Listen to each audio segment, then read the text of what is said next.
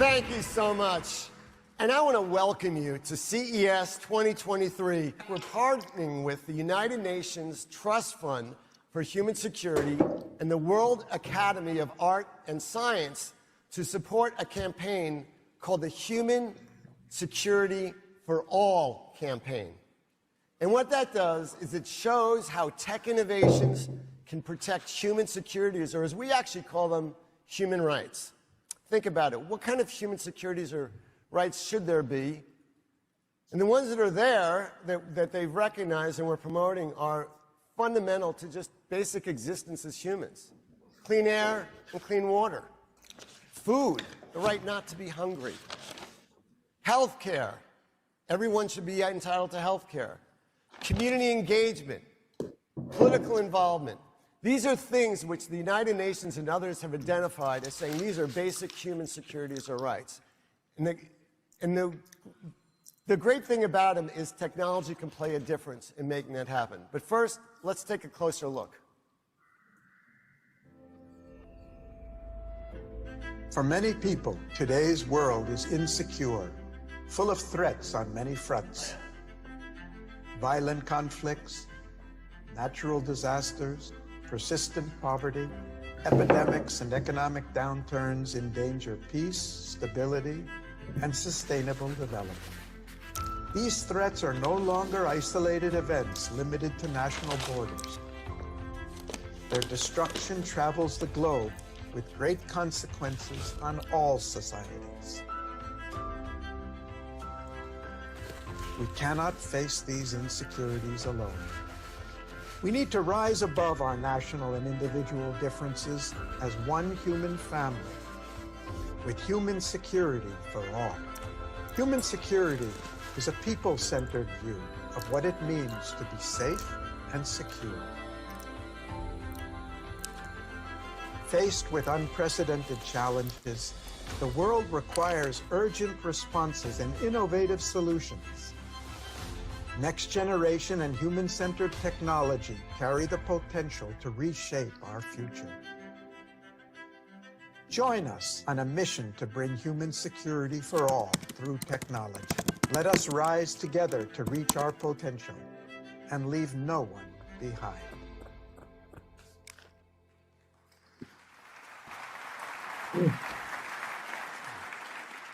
So thank you, everybody, for being here. This is about human security. This is about this big project that the World Academy of Art and Science is leading.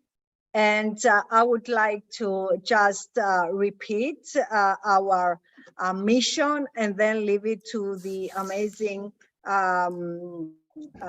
speakers that we have in order to discuss the different issues. So, act now to guarantee human security for all. This is a global campaign led by the United Nations Trust Fund for Human Security and the World Academy of Art and Science, in partnership with a number of civil society entities and also research collaboration entities. I am very honored as a fellow of the World Academy of Art and Science to moderate this session. So this campaign has a number of aims: promoting human security among networks of people. And the idea is to enable them to adopt new ideas and translate them into action. And we are talking about all the inclusive array of stakeholders, policymakers, youth leaders, private sector innovators, financiers, educators, scientists, artists, and more. And we want to create awareness for the urgent need to advance human security and also a global constituency for human security that will help drive support for meeting the sustainable development goals. And I'm very excited to have the president of the United Nations Sustainable Development Solutions Network in our discussion here, because the mission of UN SDSN is to support the implementation of the SDGs and the climate agreement. Now, human security has 7 different dimensions: political freedom, access to healthcare, economic security, community security, personal safety and mobility, environmental protection, food security, and also including issues like cybersecurity and AI, and of course, all the 17 SDGs. This is, as I say on my slide, a human-centered approach, integrating research, technological innovation, policy making, and community involvement. And it is formulated in a way that the general population and public can follow and support. And it is also sketched in a way, it is governed in a way that it can attract an attention to local, national, and global challenges that threaten human security. And not only we involve all different stakeholders, we also try to use this campaign in order to influence the way research problems are formulated, research programs are conducted, and how the different disciplines interact with one another in order to create the scientific basis that can drive the transition to a world that is secure, and this security is supporting the livelihood of all.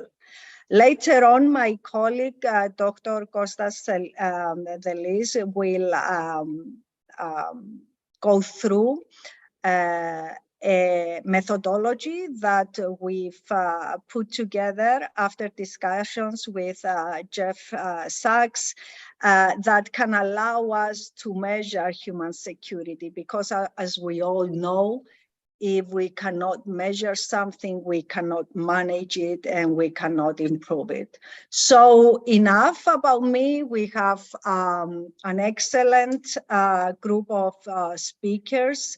Garry Jacobs, the president and CEO of the World Academy of Art and Science, Professor Jeffrey Sachs, the president of the United Nations Sustainable Development Solutions Network and director of the Center for Sustainable Development at Columbia University, Adrian Bejan, the J.A. Jones Distinguished Professor at Duke University, and Mamut, director of the Black and professor at Ovidius University, and Konstantinos Dellis, a postdoctoral researcher at ATHENA Research and Innovation Center in the University of Piraeus. I just want to call on stage Garry Jacobs, but before doing that, let me say that we are working also with the Inter-Academy Partnership. This is the partnership of all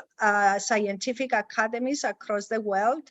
I represent there the World Academy of Art and Science and the Academia Europea. And there we have committed, all the academies across the world committed towards putting together a statement on the need for a comprehensive transdisciplinary approach to research and education and implementation of activities related to human security. So what we're gonna say in this event, but also in a series of events like this, it will be transposed into this statement to be endorsed by all academies across the world. Garry, the floor is yours. Phoebe, thank you so much for joining us and for taking up the role as moderator and a leader here. And I thank all the participants on the panel, Jeff and Kostas and Eden and Adrian, and I'm very eager to hear what you all have to contribute on this. These are areas where you're all working. I'd like to say a few words up front to reinforce why I think this discussion is so important. Already, Phoebe has said much, but I'd like to go a little further.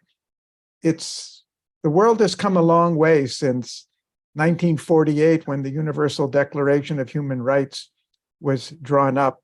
And I remember a few years ago reading a comment by Jeffrey where he said the 17 SDGs that were put up in 2015 are really the embodiment of the Universal Declaration of Human Rights. It's an effort. We've come a long way since we wrote some idealistic principles where no rights for enforcement and no real clear plans or goals or targets of how we would achieve them.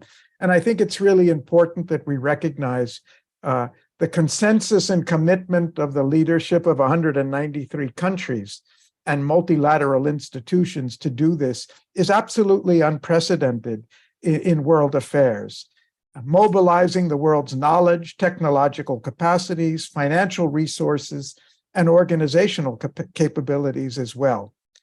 And yet there's a sense, a growing sense that somehow we're falling behind. Somehow we're not doing enough with all the tremendous efforts that the SDSN network and so many institutions and so many national governments are doing. And I think it's important to look at human security in that light and see how it fits in to this situation. Our educational system, we had a conference on education a few months ago, calling on all the disciplines of higher education and asking them, what are you doing what are you as a discipline, not as an doing, to contribute to the realization of the SDGs or human security for all? And I think in spite of outstanding examples and exceptions, the fact is, by and large, on a global level, our educational system hasn't changed that much to catch up with the urgency and the goals that are before us. We have many citizens in the world, too many citizens in the world, including educated ones who've never heard of the SDGs, or if they've heard of them, they wonder, what does that have to do with us or me? That's not my role. Of course, since then, very unexpected events have taken place with COVID-19, and then the war in Ukraine, and now the climate crisis, which is growing and in intensity and momentum almost by the month, and that diverts our attention away and our resources away from the really tremendous challenges that humanity already faced before these things happened. What does this have to do with human security?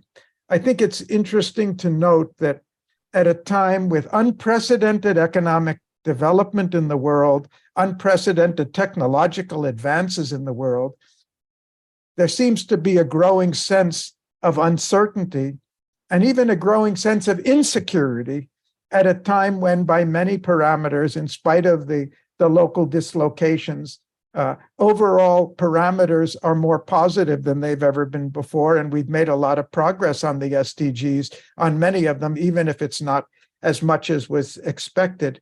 And I think that's important because it highlights one of the dimensions of human security. Human security doesn't just depend on the objective quantitative measures at the macro level.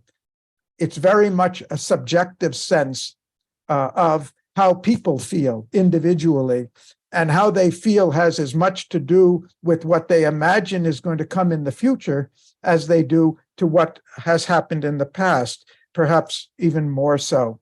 So the question for us is a question that the Academy is asking in the Human Security Campaign is, what more can we do to build on the tremendous efforts, unprecedented efforts that are being taken?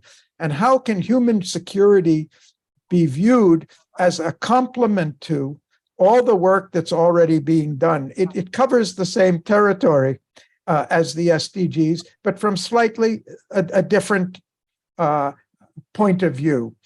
What can we do to get the message through more effectively that Agenda 2030 whether we call it by one name or another, is of absolutely vital personal significance and importance to the security and future of everybody on Earth. What's missing, and how can we multiply this unprecedented achievement and accelerate progress on it? And that's where I think human security comes in. A tremendous amount of effort is being done by the multilateral organizations and by national governments and civil society to a considerable extent as well, and research institutes and academic institutions as well, to try to bring these goals into focus and impose and implement a global campaign. But the process of development is not really a program of government. The process of development is an action of the whole society. And we have lessons from the past 3/4 of a century that show that top-down centralized planning, government policies, and organizational machinery, as important as they are not sufficient to really achieve the on-the-ground results that we need, especially when they're as vast as we have today.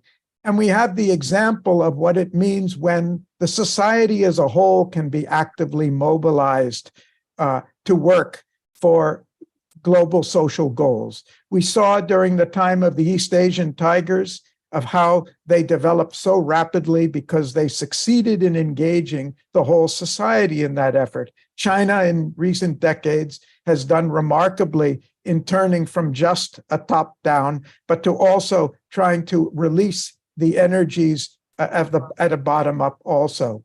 Visionary leaders are needed to launch a revolution, but revolutions are won by the people, not just by the leaders. And the question is, what can we do to mobilize greater support, greater initiative, greater involvement of global society to do something that's entirely meant for them? I'm speaking from India, where I have spent most or a good part of the last 50 years, and in the course of it studied a lot of what has happened in this part of the world. 1965-66, FAO predicted that there would be 10 million deaths from famine in India due to 2 successive years of drought. And they would have been right if it hadn't been for the visionary leaders and a visionary government that launched what became known as the Green Revolution. But the thing they did in doing it, and it's often been lost sight of, it was not the government that doubled the food grain production of India in 50 years and made the country food self-sufficient in 5 years. It was their success in mobilizing and engaging tens of millions of farmers to act differently than they had for hundreds of years as traditional and largely uneducated farmers. They succeeded in taking a top-down program and marrying it with a bottom-up program that engaged the society fully in it. And I think that's the way I look at human security as a call.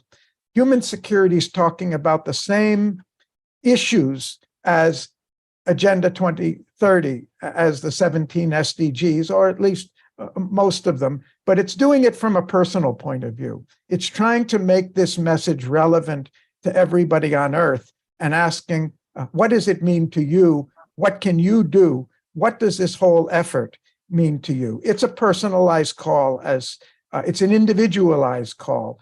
And the message is that together, the global establishments and the global society together, we can do this and we can dramatically improve the progress we've had so far. The introductory video you saw, which was at the launch of the campaign at this Consumer Electronics Show, where we had 125,000 business leaders and technology leaders. There was no general public there. And the message that we gave to them and the message that resounded there was, there's so much our major corporations can do. from around the world. About 40% of them came from all other countries of the world. There's so much more could be done when we all focus, including our corporations, including our interfaith groups, including our educational institutions, all disciplines of education, whether it's the arts or sciences or professions or humanities, whatever it is, there's something we can all do to support this effort, which is really for everybody. As human security as an idea was launched in 1994 by UNDP, by Mahbub al-Haq, who after the end of the Cold War, when there was really a commitment to what can we do now that war is behind us? We were a little too optimistic about that, unfortunately, but we had some time in which to do something. And they came up with the idea, let's try to focus on how do we mobilize people, individuals, to get involved with this, communities, local institutions, local businesses, and so forth. And the campaign that we're doing is intended, Phoebe mentioned that we're engaging with the Inter-Academy panel of 140 plus science academies. We're also working with the Interparliamentary Union of 179 national parliaments to work with the parliamentarians about what they can do, and with filmmakers and artists and educators and others as well, because we think that the combination of the Agenda 2030 17 development goals and the effort to mobilize and release the energy and aspiration of people, large numbers of people. There's the interfaith groups themselves represent hundreds of millions of people who have a stake in this, as just an example. So I think the question before us is really an important one, and that's my reason for starting off here rather than talking about the measurements. As Phoebe said, without measurement, we cannot act effectively and we cannot evaluate the actions we're making. Human security adds some complexity to that. Because it's human-centered, because it's person-centered, because it's contextual, because it's trying to look from the perspective of individuals, it may be more difficult and more challenging to find the right metrics that can really reflect the change in perceptions. And I'd just like to mention one other thing that I think we see today, that it's not the objective challenges of development are not the sole, and some places they're not even the main challenge. The real challenge is getting our society together. The kind of polarization we see in many countries, especially my own, about the between groups that are fighting between themselves, the sense of that we're working together. The sense comes only when there's a sense of trust and security, and our institutions seem to be losing that trust and security at a time when it's absolutely vital and essential to do that. So again, I would like to thank you all for participating in this, and all those who have joined us here to help us work on something that's part of a much larger process. We want to learn from what we hear from our speakers today. We want to learn more what the Academy can do to support the wonderful work you're already doing, whether it's on Agenda 2030 or on the metrics that we need to make human security not just an idea, but a concept that's really operational and impactful. Thank you. Thank you, Garry. Thank you very much. Jeff, I can think of no better person to answer. How can we achieve mobilization towards a concept, in our case, human security for all, above the multilateral level, and also bottom up, that is from the personal level to the societal level to the institutional level, and upwards. How we can do that simultaneously and effectively. Unmute yourself. unmute yourself. Yes, when I was on mute, I said, well, that's easy.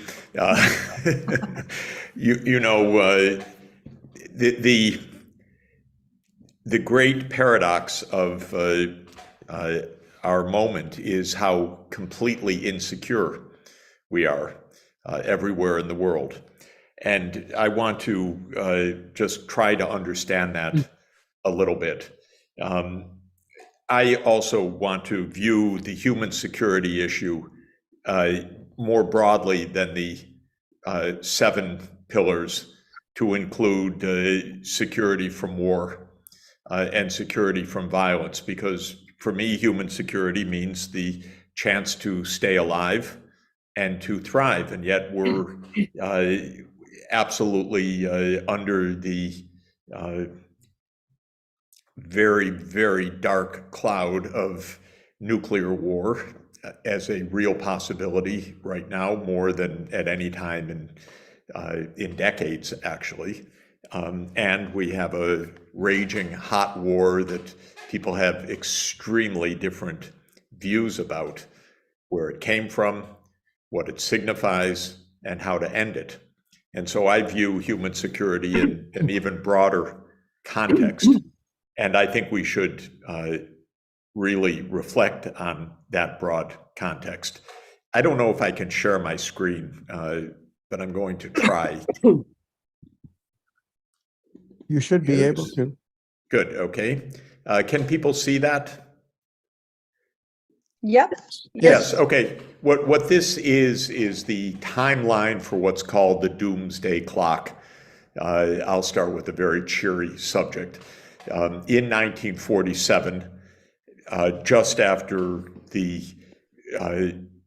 start of the atomic age with the bombing of Hiroshima and Nagasaki, the atomic scientists who, in many cases, had contributed to the science that brought about atomic weapons, instituted what they called a doomsday clock, and they made the metaphor of minutes to midnight. How close are we to midnight, meaning self-realized doom? And this clock is maintained by the Bulletin of Atomic Scientists to this day. So we are 75 years of this clock, actually 76 years.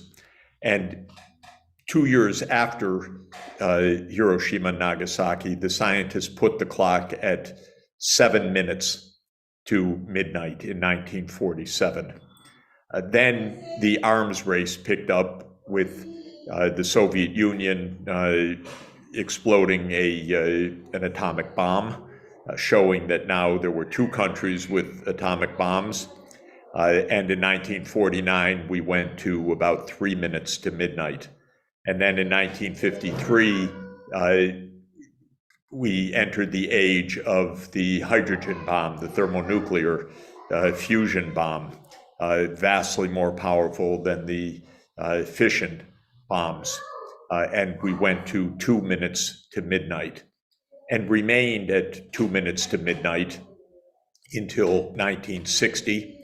And then there seemed possibly some thaw, though it was short-lived because we had the Cuban Missile Crisis 61 years ago in October.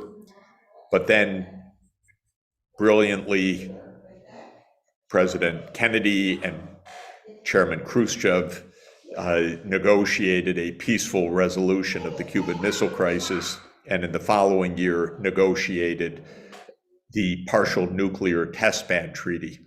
And the hands of the clock was pushed all the way back to 12 minutes away from midnight. In other words, stepping back from the brink of destruction. And you can see that the clock has gone in waves during the mid-1980s when Ronald Reagan assumed the presidency. It reached, again, about 3 minutes to midnight with the US placement of intermediate range nuclear weapons in Europe. And then Mikhail Gorbachev came to power and he was the greatest man of peace in our age. He unilaterally disbanded the Soviet military alliance, the Warsaw Pact, and you can see that the clock went up to 17 minutes away from midnight, the highest that it was ever, meaning the farthest away from disaster. That was Gorbachev's contribution in 1991. So all of that step from 1985 to 1991 was the work of Mikhail Gorbachev, a man largely forgotten in the West and despised in his home country because the unwinding of the Soviet Union entailed an economic crisis. In the West, everything was attributed to power by the United States, not to peacemaking by Gorbachev. And so we never understood any of this, I would say, in our public discourse. But the point I would make is that from 1991 onward, at the end of the Cold War, when we have the chance to really achieve security, what do? We completely squander over a 30-year period every hope that existed in 1991. And it's just a steady decline from 1991 until where we are today in 2023 at just 1.5 minutes to midnight, the closest to complete disaster ever recorded in the Bulletin of Atomic Scientists. So we're much richer than we were in 1947. We have many more gadgets, many more tools, we have fantastic technology, and we're closer to blowing ourselves up and wrecking the planet environmentally than ever before. What does this teach us? It teaches us that it's not going to be the technologies that save us. It's not going to be these corporations that save us. It's going to be an understanding of the minds of people that can potentially save us or not. 60 years ago this week, President Kennedy gave the finest speech ever given by a modern American president in his so-called peace speech, where he said we can achieve peace if we believe in it and if we understand that our adversaries also want peace. So in that remarkable speech that he gave on June 10, 1963, he called on Americans to reassess their view of the Cold War. Quite incredible. He didn't demand the Soviet Union do things. He said the United States had to reassess its understanding. And the American people needed to understand that the Soviet people, or the Russians, were full of valor, full of virtue, with great achievements in science and the arts and in culture and bravery. And so he told the American people how virtuous the Russian people were and how we should make peace with them because they wanted the same thing that the Americans want. And after that speech, his counterpart, Nikita Khrushchev, declared to the US envoy in Moscow, "I want to make peace with your president." That's the finest speech an American president has given since Franklin Roosevelt. So what changed in 1963 wasn't any objective fact, it was the mindset that changed.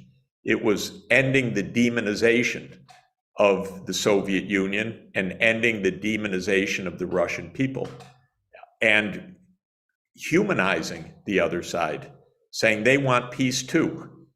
Well, this is the opposite of what we're doing right now. We are demonizing Russia. We're canceling Russian culture. You can't even give a concert by a Russian composer now in New York without it being protested. You can't play Tchaikovsky during Christmas celebrations. You can't have a Russian singer or virtuoso artist perform because that's pro-Putin. All I want to say is we are a mindset wrong that is extraordinarily dangerous. Now, let me try to be a little bit more specific and then close on my thoughts about this. I want to quote two of my favorite observations, one by President Kennedy, again, and one by Edward Wilson, the late, great evolutionary biologist at Harvard.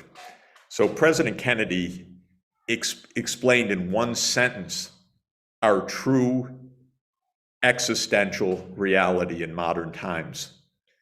In his inaugural address, he said, "The world is very different now, for man holds in his mortal hands the ability to end all forms of human poverty and all forms of human life."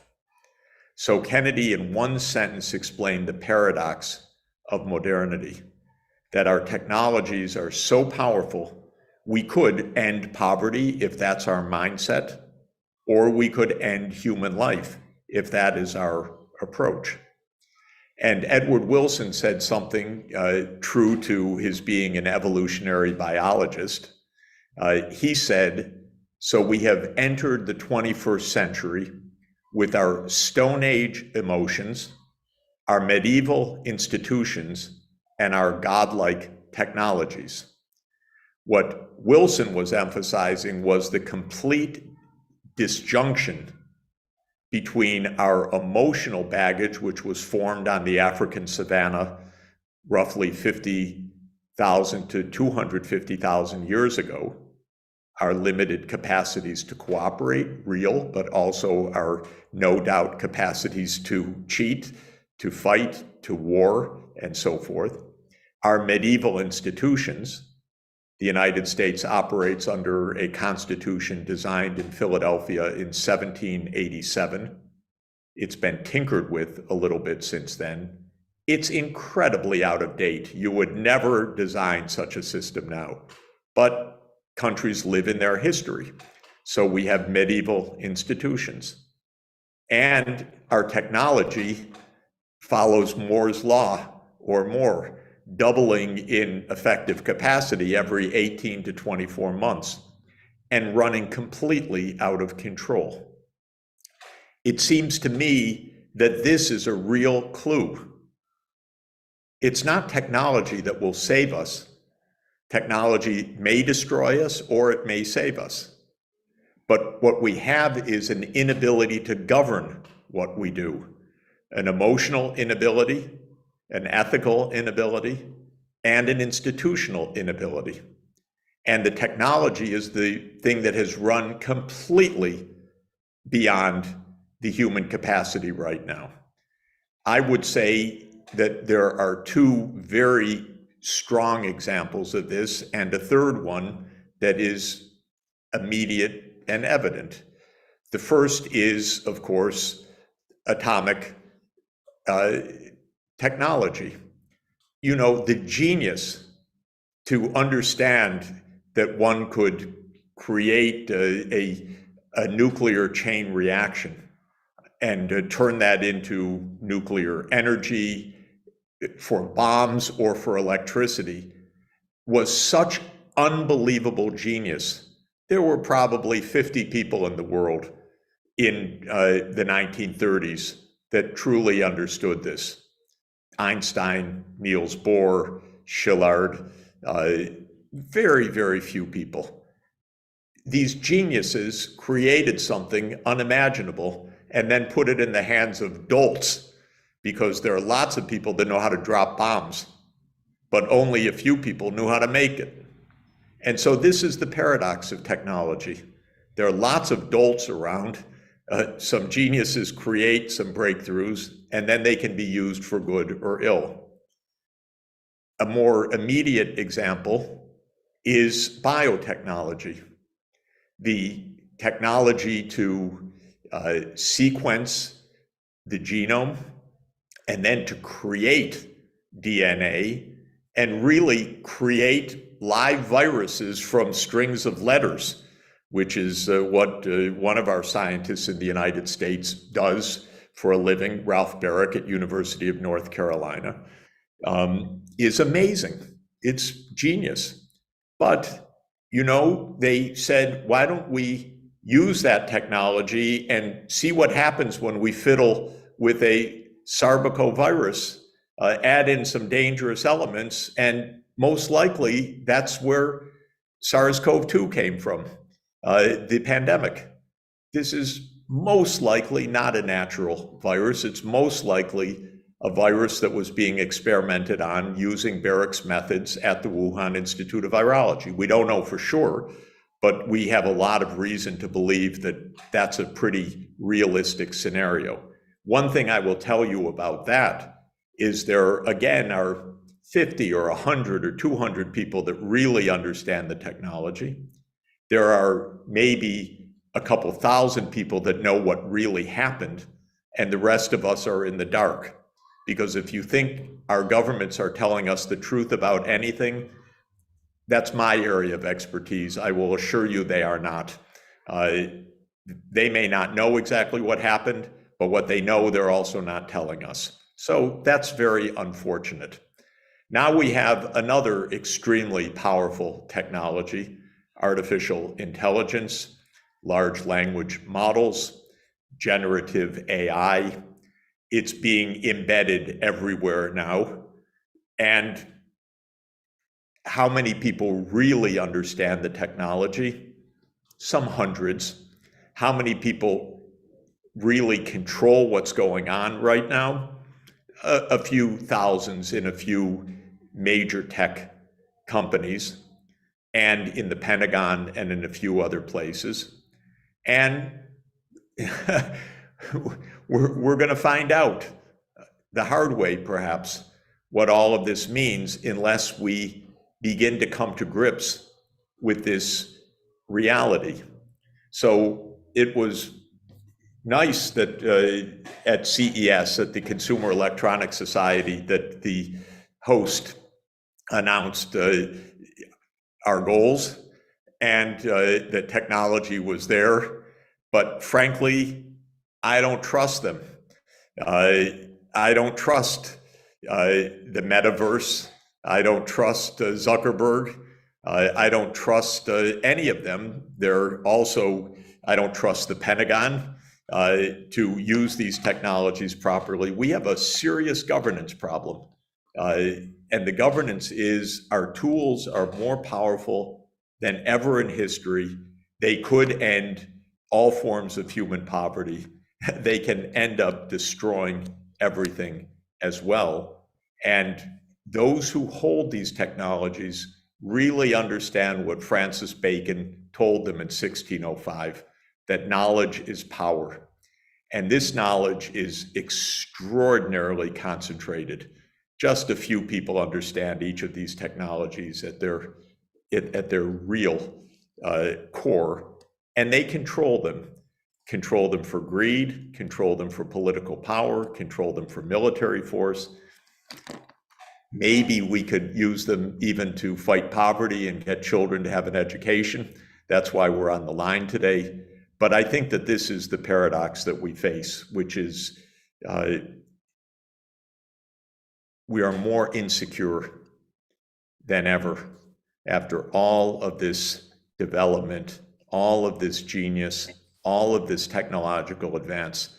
I'm not fatalistic at all. I'm not saying we're doomed.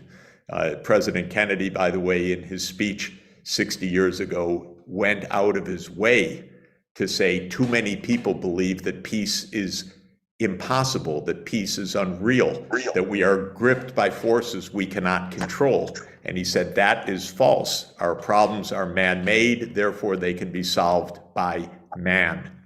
And so we can solve these issues, but I would suggest that when we focus on human security, we focus on our current insecurity, and we focus on the fact that we are not governing ourselves properly to harness the technologies that we have, not for greed, not for surveillance, not to invade our privacy, not to addict us online, not to weaponize and put into our drones, but actually to use for sustainable development. Thanks very much. Thank you very much, Jeff. We are at a low point of security, maybe the historical low, and we need to find a governance that will secure trust, the different aspects of human security so that it can be implemented. But where can we look for that trust? We cannot look at the governments, we cannot look at the technology developers, we cannot look at even the big consumer associations. Is it the universities? Where should we start looking at in order to uncover some capacity for trustworthy work towards supporting human security? I love the word trustworthy. It's such an interesting word. We need trust. Who is really worthy of trust right now? And the answer is very hard to find, actually. I don't trust my government at all to do the right thing. I'm sorry to say. I don't trust the companies right now. So how do we build this? You know very well who I trust, aside from trusting you and trusting people on this screen. I trust Aristotle because he told us how to behave better and how to create an ethics for the common good. I trust our longstanding ancient wisdom that we have human values that we need to put in front, and then think about not which organization do we trust, but which values are we going to champion, and how and why. And Phoebe is hosting next in a couple of weeks a meeting to bring together Aristotelians and Confucians, because Aristotle and Confucius both believed in a well-ordered society. China talks about common prosperity, which I appreciate. In Aristotelian and Christian tradition, we tend to talk about the common good as the philosophical basis. I very much believe in the universality of the human good, which is why I like the Universal Declaration of Human Rights so much, why I like the SDGs so much, why I like the UN so much, because I really do believe that we can forge a worldwide understanding. I resent my government every day for telling me that China's an enemy, that China's a threat, that Russia is our implacable enemy, and so forth. If these politicians would stop telling me to hate the others, but actually pick up the phone and talk to their counterparts, we'd actually start to get somewhere. So I resent the fact that since the fighting escalated in February 24th, 2022, Joe Biden has not even tried to have a phone call with Vladimir Putin. And yet the world is closer to nuclear war than ever. Don't they understand? Or, a 12-year-old would understand. Call your friend, try to make up, see what you can do, see what they say. This is basic. But our politicians are so much more refined that they go to war for years rather than actually pick up a phone and talk to each other. So I don't trust them right now, and it's a serious problem. Hard to give a completely positive answer. What I do trust, though, is the idea that we state our goals and we try to achieve them. So, and President Kennedy, in that wonderful speech that I keep referring to 60 years ago, made a sentence that I have repeated almost every day for years. When he talked about how do you achieve peace, he said, by defining our goal more clearly, by making it seem more manageable and less remote, we help all people to see it, to draw hope from it, and to move irresistibly toward it. He also said peace wasn't a matter of a magic formula or a magic step. He said peace is a process, a way of solving problems.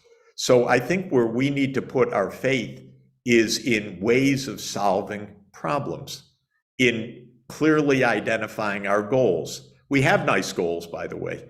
We have to show that they're manageable, that they're achievable, how to actually do it, help people to be inspired by these goals and to move towards them. Thank you, Jeff. And that is exactly why what you're doing with the UN SDSN is so inspirational, because it makes explicit the goals, the targets, and works through the way to achieving them. And if we empower every citizen with that capacity, then it will be difficult to be misled by non-trustworthy leaders or institutions or governance direction. But it will take so much time. I hope we have it. Adrian, what do you think? Do we have time towards achieving human security? Yes, we do, but I'm trying to share your screen. No, that's right. So here we go. I have a colleague who's helping me to click. Okay. What happened? All right. There we go. Yeah. Just do a, yeah. Please, lovely. let me do this. Okay, here we go.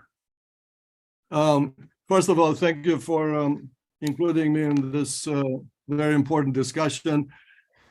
My background is different than what I've been hearing. So I'm an educator. I already know the answer to what can we do.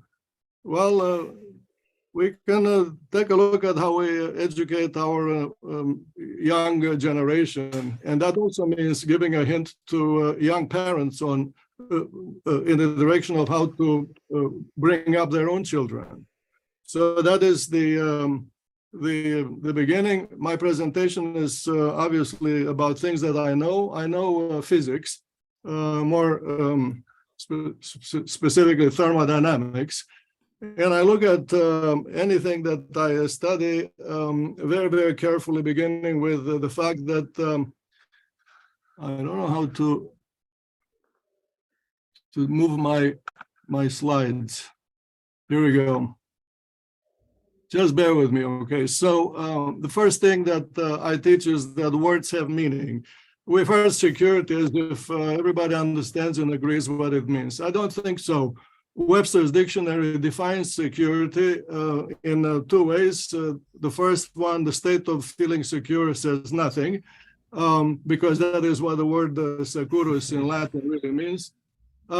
Security is the freedom from fear, anxiety, danger, doubt, threat, and a long list of terrible things. We, as individuals, do not feel freedom. We feel lack of freedom. So security is not about the world government. It is about the individual. It is not about the police state being secure. It is about the individual. It is the human perception. Simple as that. Human life is movement. And movement is a natural phenomenon with flow configuration. It is universal. You see it here. This is just one example of configuration. It is the arborescent or tree-like flow on an area or in a volume. From left to right, we have a river delta, the human lung, and then a river basin. So the phenomenon is the flow configuration, which evolves because these images are the babies of evolution. And so the phenomenon, the flow configuration, unites the animate with the inanimate. So the phenomenon is universal, it belongs in physics, and it is what nature is. The This arborescent movement is obviously our own life on Earth. The first drawing on the left is human movement in the city. We do not trace with our feet and the automobiles a square grid. No, we move as river basins on top of river deltas. The pink tree in the middle is the movement of the people into a parking lot in the morning next to an enterprise. And then the same drawing is the river delta that emanates from that point at the end of the work day. On the right side, we have the air routes over Europe. These are just the so-called main streets and avenues. But into one airport comes a river basin of people from everywhere. And out of the same airport streams a river delta in all directions on the globe. The same architecture, which is again evolutionary, is what connects everybody on the globe. In the bottom drawing, I call it my blue rectangle, to which I will be returning very soon. Arborescent, tree-like, river basin, and river delta is these are names for a hierarchical flow architecture. Most of the lines you see here are the channels, but the bodies that move through the channels are hierarchical as well. This is a drawing I made of all the objects that fly now in prehistory, from the smallest flight to the biggest airplane. The population size versus the body size speaks of hierarchy, or which is natural. It speaks against the drawing called one size fits all. So hierarchy in natural, one size or equal size is unnatural. Here I have 4 useful definitions so that we know the meaning of the words. Please read the 4 statements here. The most important is the second, freedom. Freedom is not an opinion in physics. It is a set of physical features. They are measurable. You can count them. You can make drawings of them. Physical features that allow an object to change. So from change after change comes evolution. Evolution is the natural configuration that changes. And then hierarchy, I said that already, except that it is a morphing architecture in which a few big channels that happen to be fast and long-reaching coexist in harmony with many small channels flowing slowly and over short distances. And I already said that human life is movement. Well, nothing moves unless it is pushed. This dashed box is the design of nature. The movement is driven by power from natural engines. The natural engines are consuming fuels of all kinds, fossil or so-called renewable. That power drives stuff horizontally on the globe. Most of this movement has nothing to do with people. It's about atmospheric circulation, oceanic circulation. The entire biosphere, including the people, is moving horizontally, and it is driven by power from engine that consume fuel.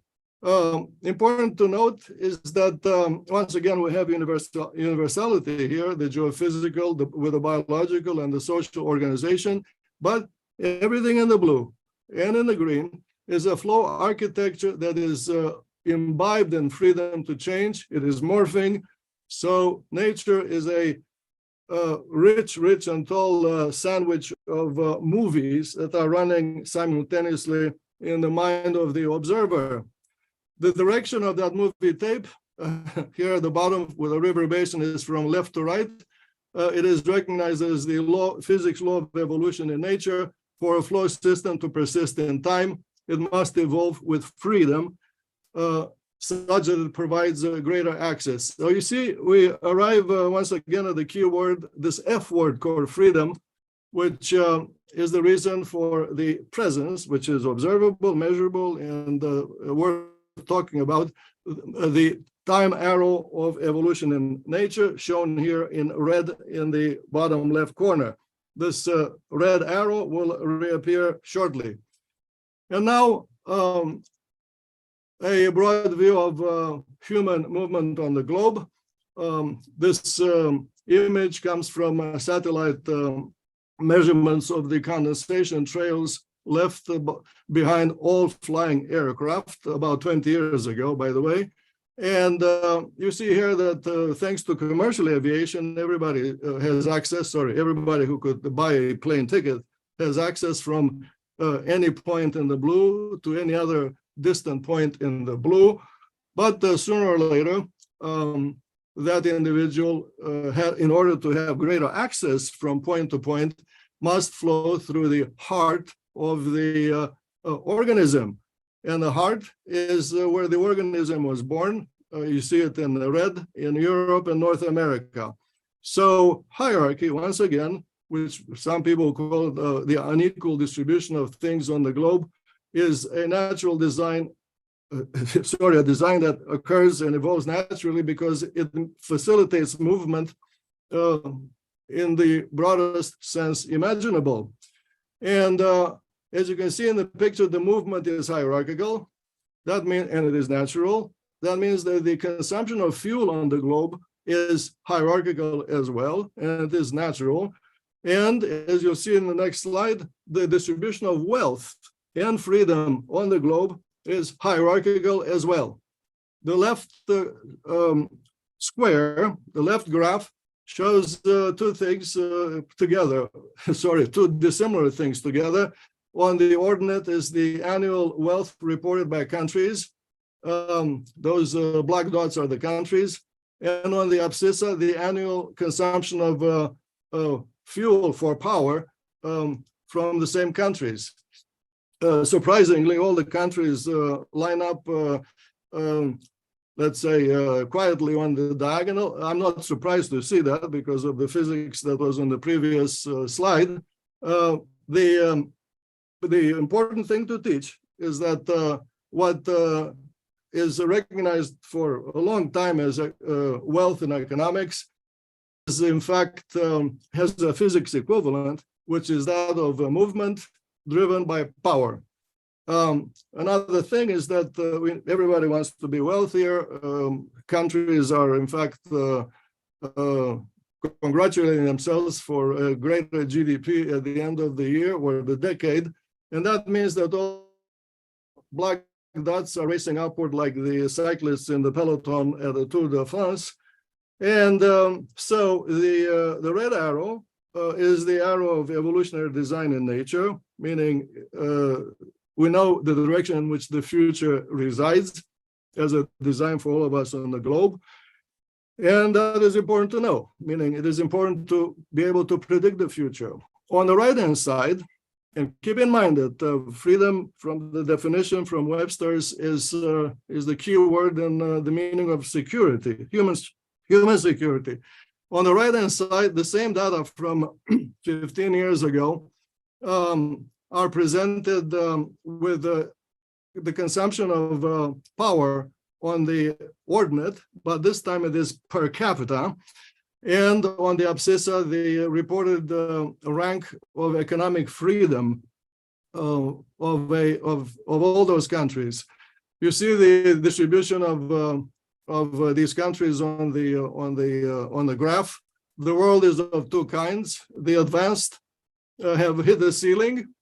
It is the ceiling to which the rest of the world is aspiring. Once again, the arrow pointing toward the future is upward.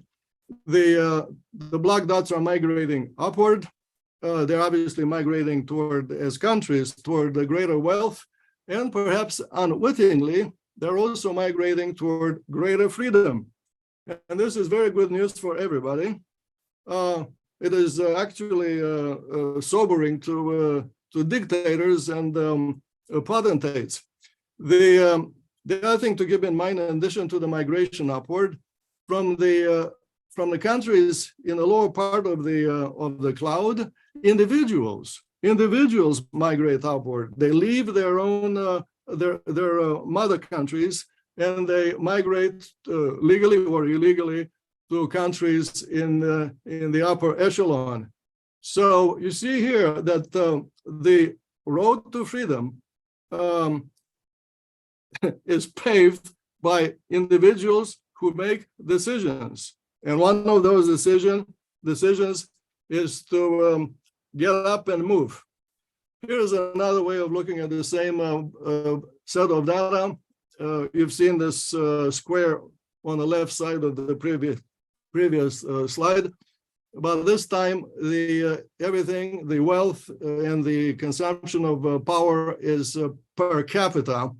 And this time, the distribution of everybody on the diagonal is a thicker cloud, which of course could be interpreted as diversity and some other words, except that when I see something that's not clear at first sight, I start questioning. And here is the beginning of the answer. If you look in the vertical direction at a point where the rate of consumption of power is fixed, for example, the consumption that characterizes the Russian citizen, and this is 15 years ago, Russia was doing better than today. So Russian citizen here, and on the same vertical, you find the Japanese citizen. Both are consuming power at the same rate annually, yet the Japanese is represented by 10 times more wealth, which means 10 times more movement. And then why? Why is that? Well, it is because Japan, starting with the era Meiji almost 200 years ago, adopted a mode of behavior with great universities and searching for truth, invention, innovation, construction. And that means that the freedom, and here I get to the upper right of my slide, the freedom to question, the freedom to act was part of the culture. And that led to innovation. Innovations are actually design changes in that movement that I've been talking about. The design change on the globe at one point liberates the flow for everybody on the globe. For example, the invention of the airplane or the invention of the steam locomotive. It was a singular, act of creativity, but the rest is history. And from freedom through innovation, which means the freedom to question authority, including your own, comes greater security. Looking at my last slide, which is, as I said, not very new, I'm embarrassed to observe that I do not put on in this cloud the black dot of Israel. Israel is breaking records of creativity. You read this in the news about inventions and society prizes, but it is also the leader in the creation of new startups per capita. And that is why I treat seriously this comment from a colleague of mine who comes from Israel. Any society has as much freedom as the available technology can provide and support. The technology is another word for the baby of innovation. Once again, innovation comes from freedom to question, and freedom to act, and freedom to, in fact, to change the movement and behavior of you, the individual. To read more, I am directed to my more recent books, which tend to be for the general audience. At the very top, you have a string of words that summarize the thread of my brief presentation, but they also summarize my own path in life, because without freedom, I would not have been able to come up with this story that I shared with you. Thank you. Thank you very much, Adrian. Really very, how can I say, illuminating speech.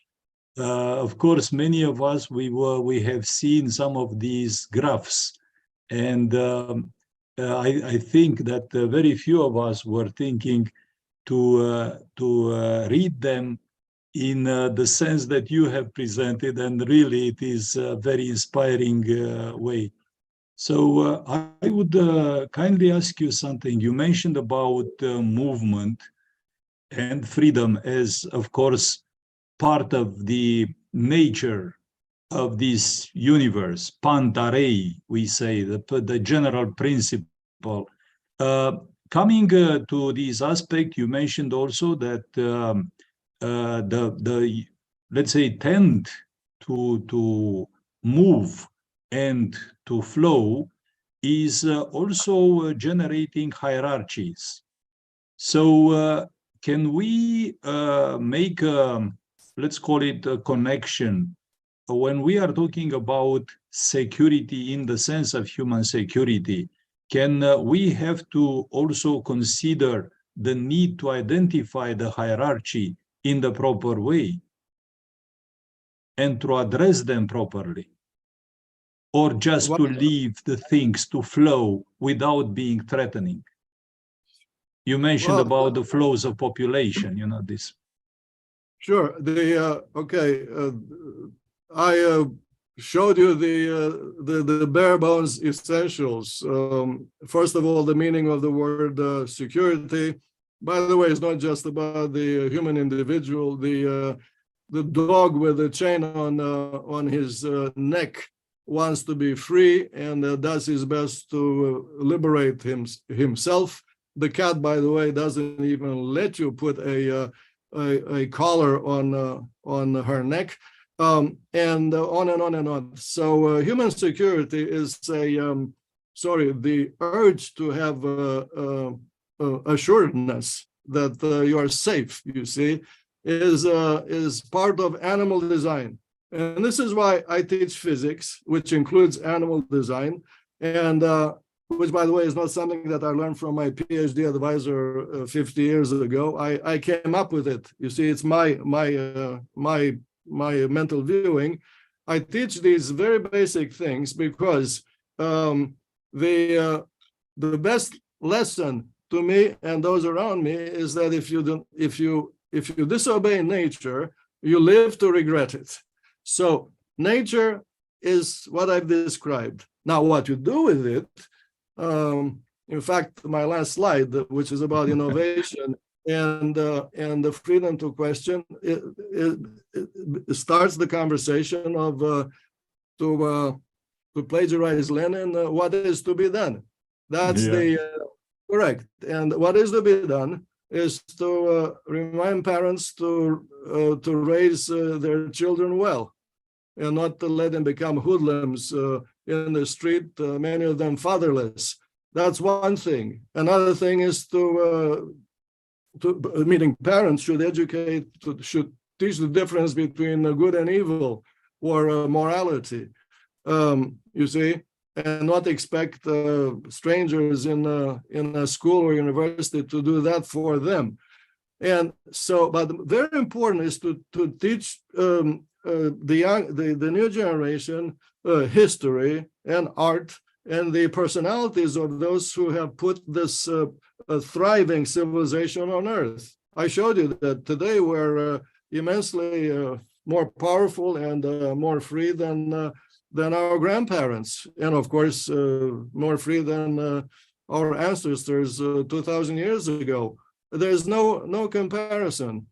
And there's something else. I'm sorry, Professor Sachs is not here to say that every new technology, which comes from human ingenuity, which comes from the freedom to question and to do something about it, every new invention comes with promise and with threat.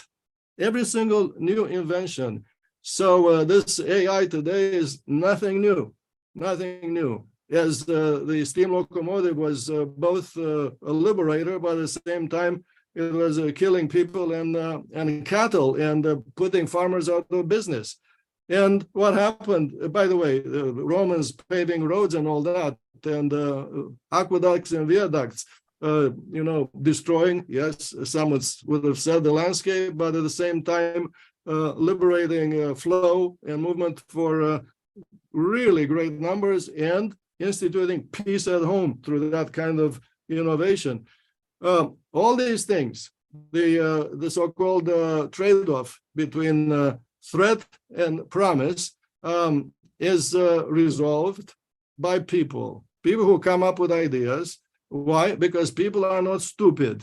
You see, that is the reality. It is for that reason that we're actually thriving on Earth. If you want, I'll put it to you in a veterinarian sense. The good news is that mothers keep giving birth to individuals who are not stupid, people who to whom ideas occur, and to whom the urge to get up, meaning get off the couch and do something, to make changes. This is not about revolution. This is about a life of making a difference that's positive. So you see, you hear now the way I teach. I teach that the future is in the hands of those who acquire this talent of first of all recognizing that they're free, and then doing something with that feature of animal design. Thank you very much. Thank you for what you are doing, for teaching in this way and putting the things in that frame. At the same time, I would like to make a very important observation to Garry, because this 90 minutes is extremely short. Actually, with these very nice presentations, introductory, let's say, speeches, we are starting now the activity. So in that respect, we have to see what we can do next, me and Kostas, to find out how to address the aspects of, let's say, the methods and tools. So from that perspective, I shall try to move very quickly, connecting this, let's say, philosophical and methodological background to the let's say, the very, very sad remark of the Secretary General of the United Nations in the basic special report dedicated to human security last year, when he was saying that humankind is making the world an increasingly insecure and precarious place. So it is extremely sad that at this level, the things are considered in this way, in the context when, for centuries, it has been an accumulation of methodologies and approaches that today are offering such a diverse and rich, let's say, structure of methods and approaches. So from an engineering perspective, when we are addressing any kind of aspect of human security, of course, we are starting from evaluation of all type of risks. We develop many kind of analysis, and then to make the background for multi-criteria decisions, and of course, trying to define different types of solutions for that.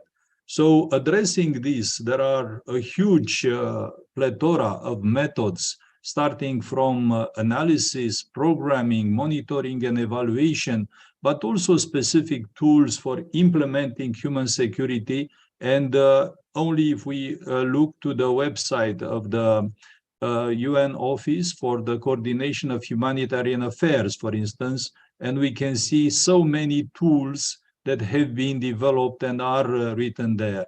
But of course, the complexity of the, let's say, threatening aspects of freedom from many different perspectives require a very, very deep integration of knowledge from different scales. So if we look to the biosciences, we have seen that we cannot go further in a different type of diseases, or as it was in the case of COVID crisis, without knowing what's going on at the level of DNA and the nanoscale aspects of different new types of virus developments and so on. The same is in the case of geosciences, where we see that many different types of knowledge are required to understand the very simple, let's say, earthquake issues and so on. So from all perspectives, we are talking about integration of knowledge from different scales and physics, and to coordinate this knowledge in such a way that could give answers to the proper questions. And the so-called data-driven science is the basic methodology that is offering us a clear, let's say, way of addressing different types of risks and to develop solutions to them. Of course, we need different the large and even larger digital infrastructure like we have in our university, a data center dedicated for that.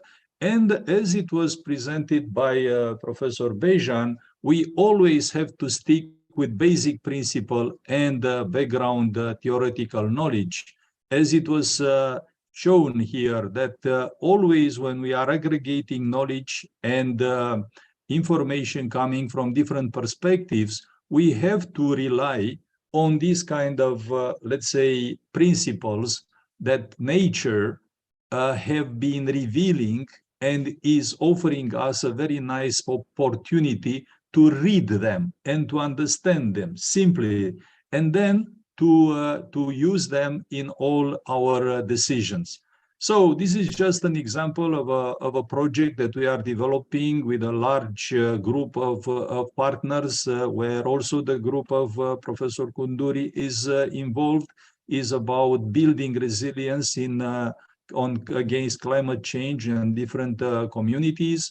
For instance, in the case of the Black Sea case that is part of this project, we are using different advanced tools for empowering the communities located along the Danube Delta, identifying and understanding different types of threats and how we could solve them based on a methodology that is very robust and is offering a very important solution for addressing these issues.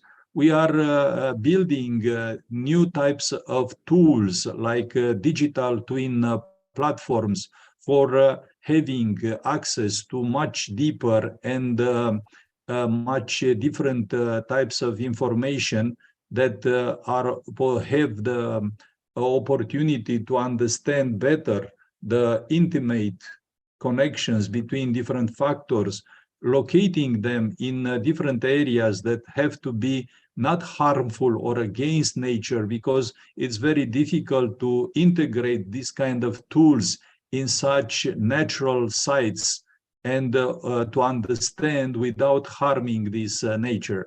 All this knowledge is aggregated in National Competence Center for Adaptation to Climate Change that is coordinated by a group of very important universities and research institutes, and all together are dedicated to the development of digital twin. So it is also extremely important to understand the efficiency of using different resources. And for this is required to have innovative tools like using also thermodynamics, as it was mentioned by Professor Bejan a little bit early, by this methodology of extended exergy accounting that has been evolving over the last decades and is offering also the possibility to develop some econometric methods.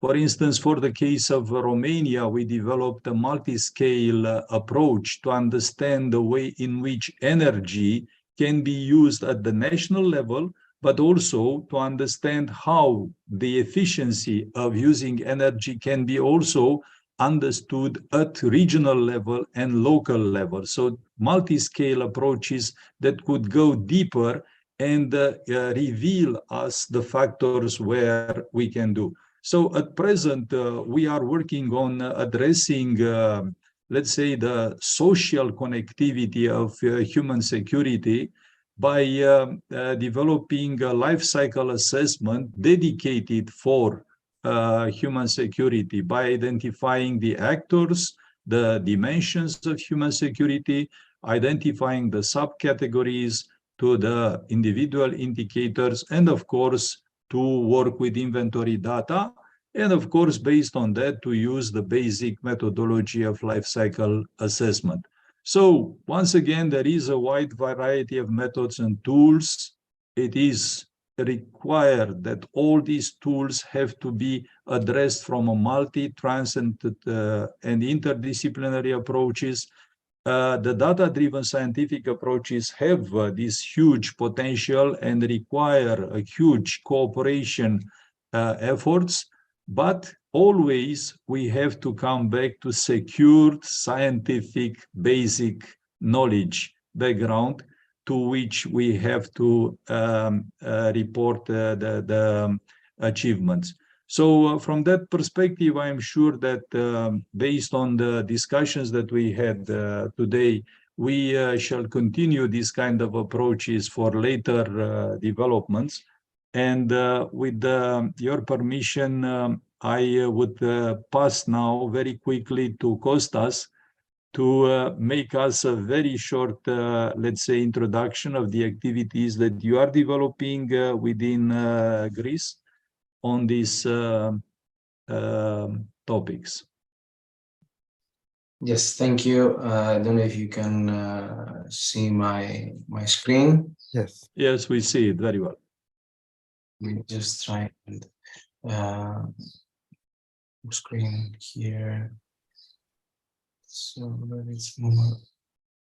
Okay, so thank you for this opportunity. I'll try to beat our own doomsday clock here. So very briefly move into what we tried to do in this first paper with Professor Koundouri, since the aspect of the concept of human security has gained traction, and we have been all discussing about it. We want to see what is the best way, the most efficient way to measure it, and therefore link it to the Sustainable Development Goals in a way that is science-driven and could actually lead to better policies and better understanding of conceptualizing and quantifiable this sometimes broad concept. So what is human security? Most people in this room, in this virtual room, already know. So we are trying to find how to encompass all these human rights, governance, access to education, healthcare, these issues that we all praise and we cherish, into more scientific research and more efficient way of measuring, hence building policies and initiatives towards promoting it. So the broad aspects of human security as defined by the UNDP back in 1994 and underpinning this whole process are human economic security, food security, health security, environmental security, personal, community, and political security. And these aspects also exhibit very large interrelations and interconnections between them. For example, the recent COVID crisis has identified the link between the health security and community security, health security and political security, and goes on. So this is something that we have to take in consideration when looking into the different aspects of human security. So what we do here, we take a range of human security reports. The baseline, of course, should be the Human Development Report, which everyone here is familiar with, and this Human Development Index. However, the concept of human development and human security is not identical. We can see this after looking at the recent reports from the UNDP, the Global Fragility and Anthropocene in 2020, and also the special report on human security, something that implies that the Human Development Index and the issues addressed in the Human Development Report are to the same context, but they are not sufficient in the discussion and the measurement of human security. So we keep that in mind. And also the Multidimensional Poverty Index, about which I will be talking very soon. So the three basic tenets of the HDI is living a long and healthy life, access and results of knowledge, and the decent standard of living measured by gross national income per capita. Over the last 5 years, the HDR has included the planetary adjusted Human Development Index, the Inequality Adjusted Human Development Index, and the Gender Equality Index in order to incorporate more pertinent issues and to complement this already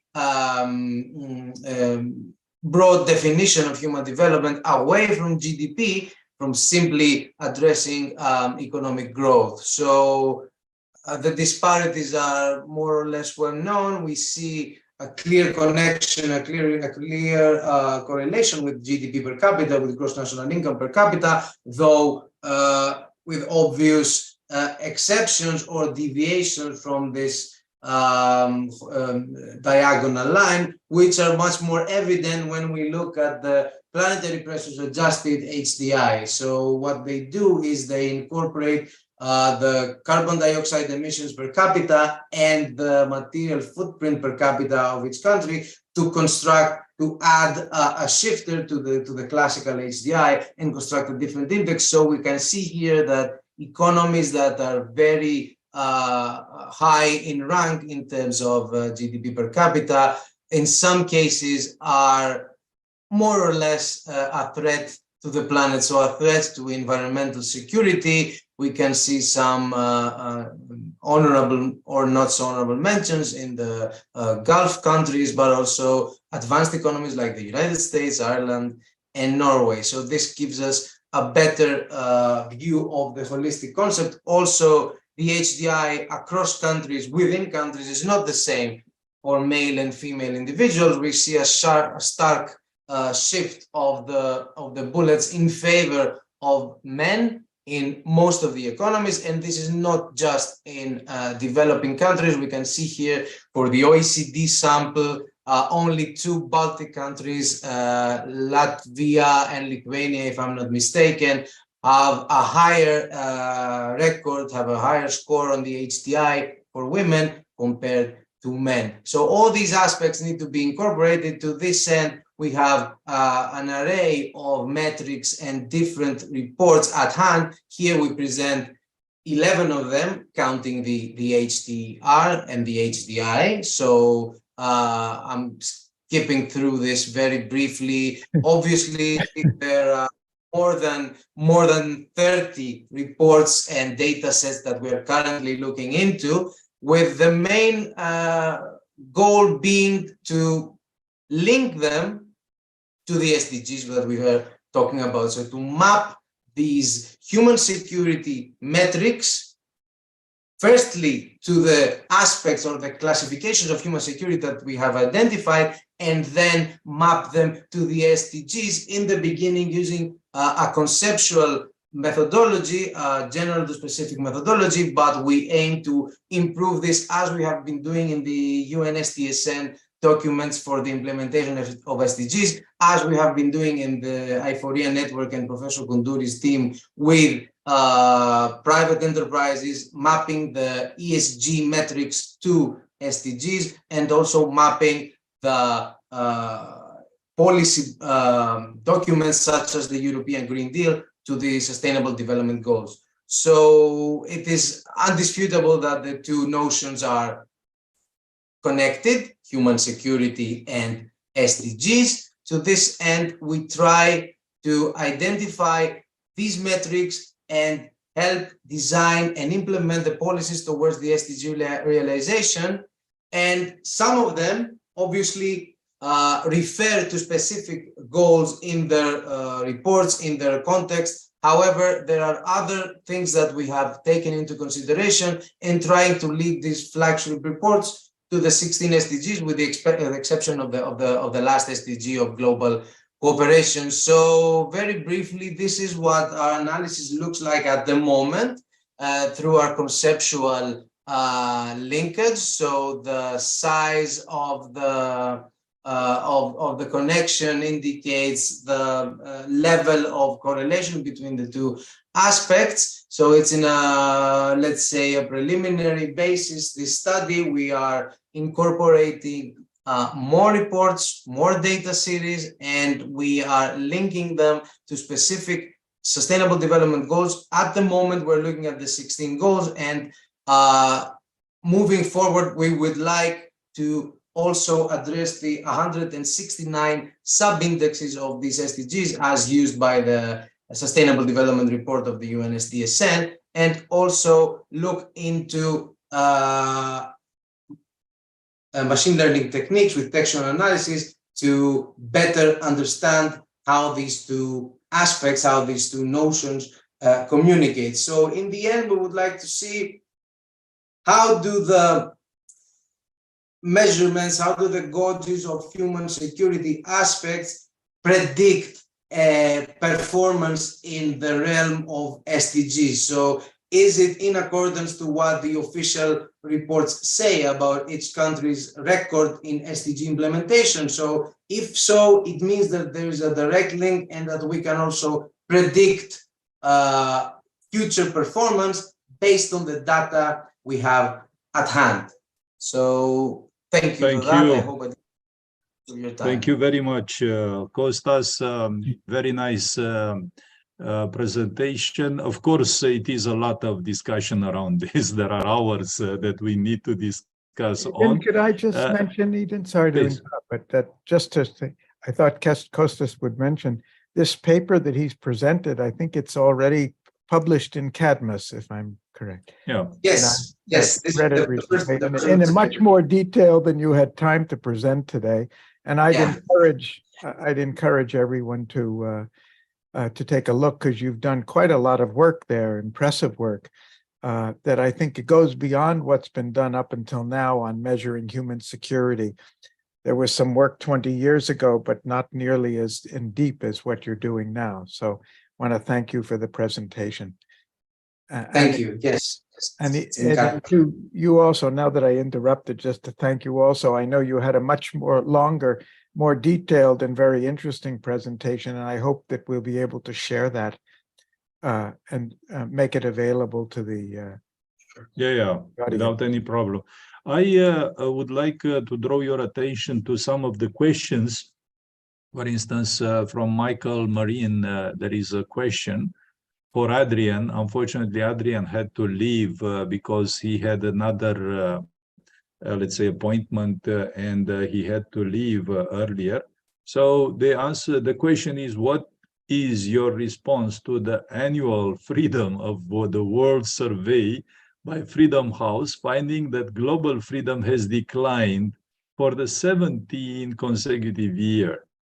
So maybe Garry would like to say a few words about this aspect, because of course here is about the expertise of understanding all these index issues and how to interpret them based on the let's say data sets that have been used for the aggregation of that index and so on. But generally speaking, what is your opinion about the global freedom in the last 17 years? Well, I think I would connect it. It's a very good question, and we must get Adrian to comment and share his response. But I think it does reflect the fact that in spite of progress on so many dimensions, which I mentioned and Jeff mentioned also, a sense of insecurity, a sense of polarization in society, a sense of social unrest, and a hardening of positions of governments among their own citizens. I think we do see that the irony of the distinction between the material progress that we've been measuring and the social and psychological progress. And I think it reflects, there may be other factors involved. It's a complex situation, and the tensions that we've seen develop in the last 5 years, which we did not envision reaching this magnitude. I think it shows that the material discourse and the material measurement is simply not enough for us to govern ourselves and the global society effectively. I know, I see Jonathan Granoff has his hand up also with the, and I know he was very eager to, we offered to give him an opportunity. Yeah, it would be excellent if we could. Okay, Jonathan. And I know we're running Please. long out of time, and we have another, actually another meeting starting in a few minutes too. Oh, so how much time should I keep this to? Well, 2 minutes. 2 minutes is fine, okay. So, I see I'm not visual, but that's fine. There's going to be an SDG summit in September. It's very important that human security be included in the statement. The Japanese, I sit in the, I'm a permanent observer, so I'm a participant in the general debates of the General Assembly and in the working group working on the statement. So I'm personally familiar with the debate. The Japanese have offered language on human security, and it has been objected to by several states, mainly Russia, and that is very much worth attention to bring them into the fold, understand why they're objecting. The other point that I want to make is that SDG 16, the elements of good governance, are unique amongst all of the SDGs in that that one rests on a legal foundation of the United Nations Convention Against Corruption, which has 189 ratifying nations. And therefore, unlike the political commitments of many of the SDGs, there's actually a legal basis for that one. So there's two elements in terms of addressing good governance and corruption and the values inherent in those principles, which is that without good governance, none of the SDGs can get implemented. And it is the only one of the SDGs in which you have a legal imperative to fulfill it. The last thing I want to point out is that because of COVID, because of COVID and the war, as a practical matter, the major countries don't have the money nor the political currency to raise the money to fulfill the SDGs. At the same time, according to the Secretary General, each year about 5% of the legitimate economies of the world are stolen by corruption, illegal, illicit financial transactions, human trafficking, tax avoidance, and tax evasion. So a focus on obtaining those funds for the purposes, we're talking trillions of dollars, and a mere portion of those could fulfill the SDGs. So if there's a much greater focus on the tools of obtaining those funds, and the tools are well known, that's another discussion. The problem is focus and political focus. It might be, Jonathan, sorry for interrupting you, but I think it might be a very good opportunity if you can make a proposal to the scientific board of the World Academy to have a position regarding the summit declaration, to have the proper wording for human security in the declaration. And maybe this can be, let's say, addressed by the board and find out if between or based on this partnership with the United Nations, maybe you could also make a proposal for the text. Well, I think. Okay, well, I think the Japanese are leading on that, and I think we'd have to have a discussion with Garry as to whether WAAS wants to jump into that debate. But we could have a discussion. I could explain the debate in depth. But that's a good idea, worth exploring. We're kind of late. The text is almost done, but it would be very good if the at least saying something that supports the Japanese position on it would be would be a good idea. Yeah, there's a way to do it. I think there's a way to do it that would work. Thank you for your points. If I could just finish, Please. the only place where there is money that's really available that could fulfill the SDGs would be in a heightened effort at focusing on anti-corruption. Without that, the SDGs and the principles of them could turn to cynicism and just sentiment, idealism without practicality. So we are calling. I'm representing the International Anti-Corruption Academy in the UN, and we are calling obtaining those funds to fulfill the SDGs, the integrity dividend. The peace dividend that we had expected at the end of the Cold War was not forthcoming. Jeffrey highlighted that. So we are calling this opportunity to fulfill this vision of the SDGs, which is an implicit human security agenda, no doubt, is the integrity dividend. And I think that would be very worthwhile. I might ask that WAAS take a position on the integrity dividend. That would be where we can go forward in a practical way of getting traction. Thank you very much. I have also another question from Chris Wilmot here regarding, let's say, how the Black Sea universities are doing with empowering the citizens and coastal cities and so on. For this, I promise to Garry that I shall submit a paper to the next Cadmus. Good, thank you.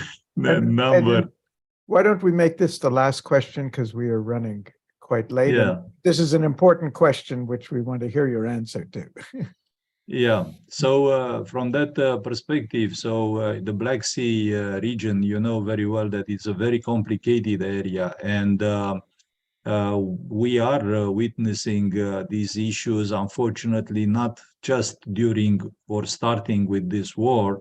For decades, it has been a region of different types of confrontations and scarcity of resources and things like that.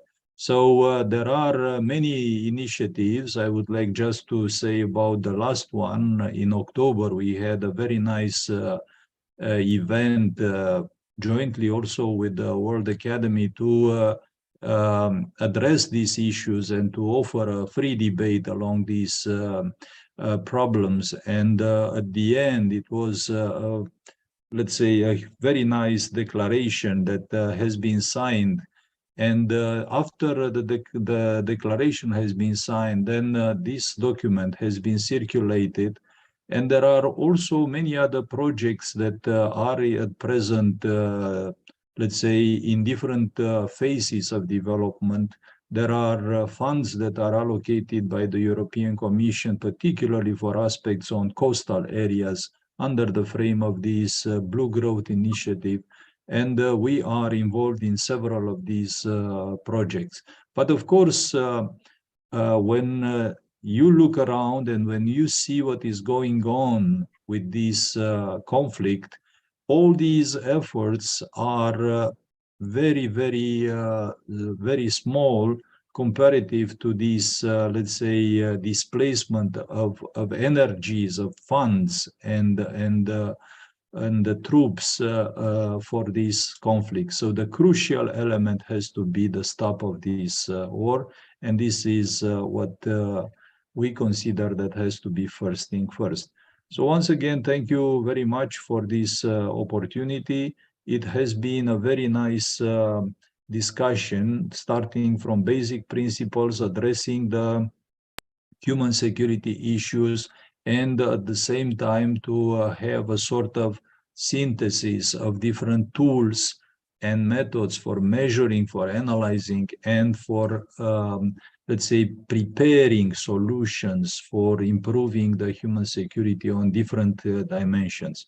So thank you once again. Thank you, Garry, for Thank you, Adrian. for accepting this this proposal. And Kostas. if you want to, and if you want to close with some remarks, the floor is yours. Well, I think we've had some very challenging, stimulating, wide-ranging remarks, and it would be, I don't think we need a summary here.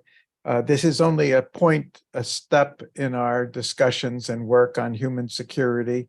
And we look forward, we're going to have a whole series of further webinars on this, as well as the other activities that are planned for the campaign. And we'll be circulating a newsletter, an up-to-date newsletter on the campaign just in a week or two, I hope, we will try to keep everyone informed and look forward to meeting in future sessions to hear about, I'm very interested, Kostas, in how you're progressing on your research, because that will be very important for the Human Security Unit and the UN as well, to help us with metrics. So thank you both, and thanks to all of you who have stayed with us this long. And we look forward to meeting again soon. Thank you. Thank you. Goodbye.